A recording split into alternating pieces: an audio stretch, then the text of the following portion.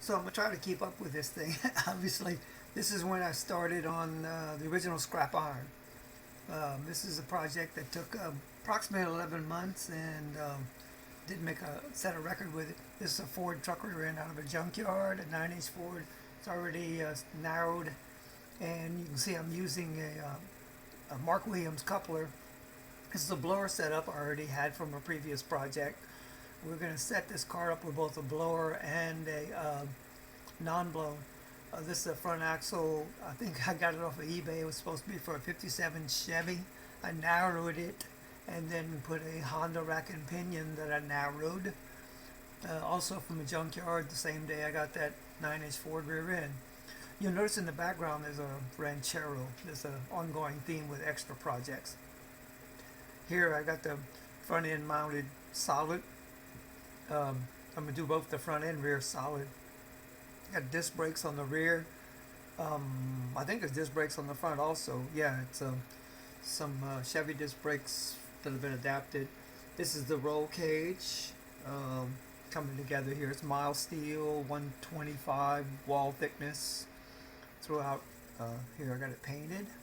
Got a removable steering wheel. See, the weather's nice.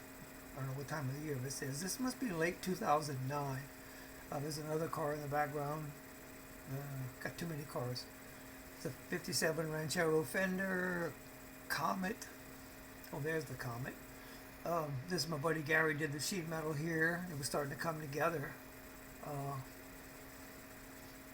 The first incarnation had a aluminum front half and then a fiberglass body.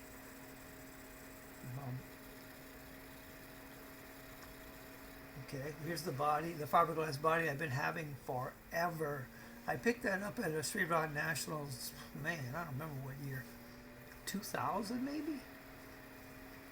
Here's the chassis starting to come together. It's just a big go-kart basically. Just kind of looking around here, a brand new carburetor. It's, I think a blower carburetor I bought, fairly expensive. You can see the water lines going to, they're going to go to a radiator in the back. That's a AOD automatic transmission. Another Ranchero fender laying around. Here I'm starting the wiring. Car actually handled pretty well, but we didn't go really fast with this car. I think fastest we might have gone was 130 something. Now the whole idea with this project was to set some records that had open records, so it was nobody had built a car to run this class. It was a flathead blown rear engine modified roadster. There's my little fuel tank and battery mount. You can see the disc brakes and see the body started to come together a little bit. Those two little rods are to facilitate helping to make the tonneau cover kind of all in one piece. The original body was completely one, well, not the whole body, but the 27 Roadster part body was one piece. It kind of fit around those loop that you see right in front of the engine. It fit over that, kind of all in one kind of thing. I kind of molded it where it plopped in place. This actually worked out pretty well. In a later reincarnation of the car, I split it into pieces where you could remove it in halves, so you could work on it by yourself. It didn't require, multiple people to take it apart. I thought this dark blue color would have looked good out in the sun. Turns out it just actually looked black, which you can see that right here. It actually looks black. Those rear tires are actually Land Speed Goodyear tires. They're very expensive. The front ones were just front runners, which is what everybody runs, basically. They were starting to come together here. Gary had finished the nose, the roll cage with the padding and a little bracing in between. I like my little fence post ends on the little head supports. Got extra long studs in the back even. I don't know why I did that. I just wanted to make sure, I guess. We had no idea how fast this car would go. So there was some concerns about it, being legal up to different speeds.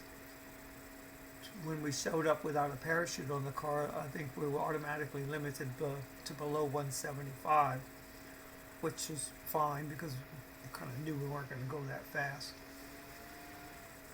See here, it's starting to look like a vehicle.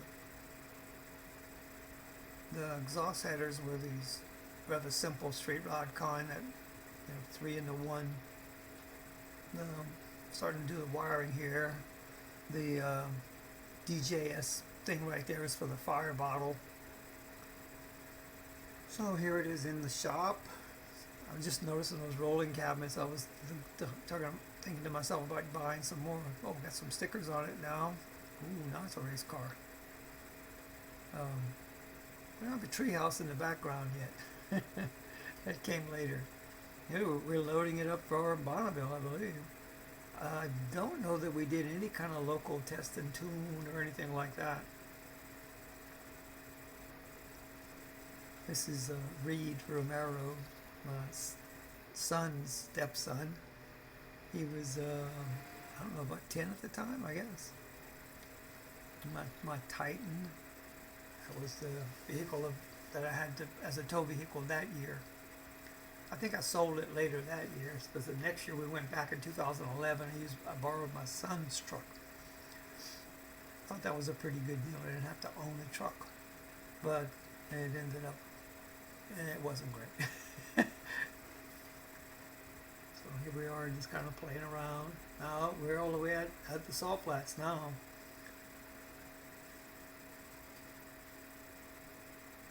We set 3 records with the car. I think it was blown gas or blown fuel, I don't remember. And then unblown gas and unblown fuel. It's my son Blair who's taking pictures. We were quite a group. This is not easy to do by yourself. I mean, there's people, I guess, who could do it. I don't know how. Because, for example, we kept blowing head gaskets. The Edelbrock heads we were running, which were brand new, the car was running hot, and it would warp the heads. So we would have to pretty much change the head gaskets after every run, which was a lot of work, because there's 24 bolts on each side, and we didn't have power tools of any kind back then. Not that that was that long ago, but 2010, we didn't have any anyway. So we took a bunch of pictures. I mean, there we are in impound, so things are going pretty well. Look how dry. There's almost no salt on the tires. Shows you how dry and how hard the track was. So it was a good year. Track conditions were very good. There's my son Sean, actually wearing my driving suit. So he must have lost, well, he weighed a lot less than he does now. I want to say at least one of the records was in his name, because he was the designated driver. I think that might be Billy Smith getting ready to drive. I think he made one run. It might have been kind of like the last thing we did. And now we're loading up and get ready to head home. It's always quite an adventure, even just a trip. And there's our group all together. Let's see, that's my stepson Ryan, Billy, my son, me, Kevin, Kurt, my brother, and a dude from Australia.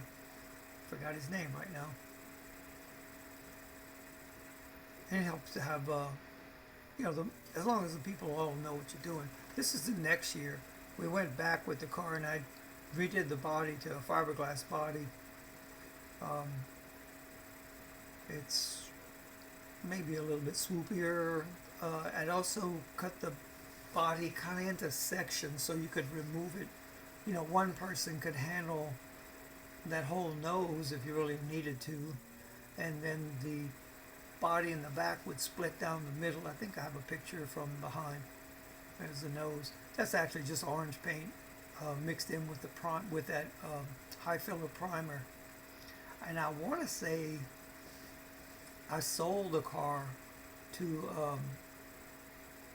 Roy Angle and his son David at Bonneville, and then they shipped the motor back to me. And it's my son Kevin took a little picture with the car at the end. That was in, again, 2011.